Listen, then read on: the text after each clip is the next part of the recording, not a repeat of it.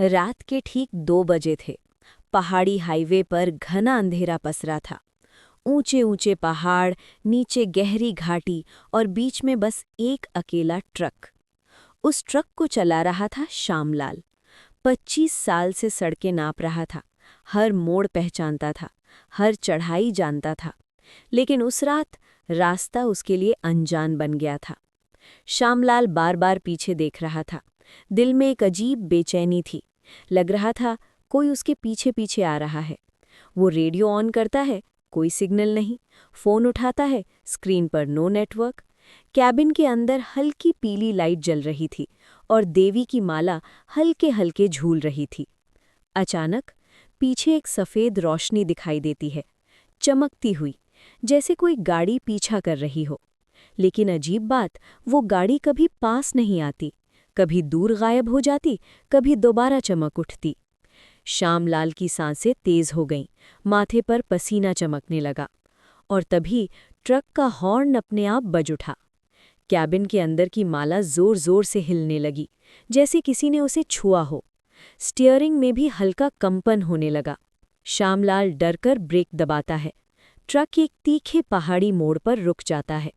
चारों तरफ धुंध और हवा में अजीब सी खामोशी। वो टॉर्च हाथ में लेकर नीचे उतरता है। चारों तरफ अंधेरा ही अंधेरा। पेड़ शांत खड़े, पर वातावरण में बेचैनी। और तभी पीछे से एक धीमी आवाज़ आती है, भाई साहब, हेल्प करोगे?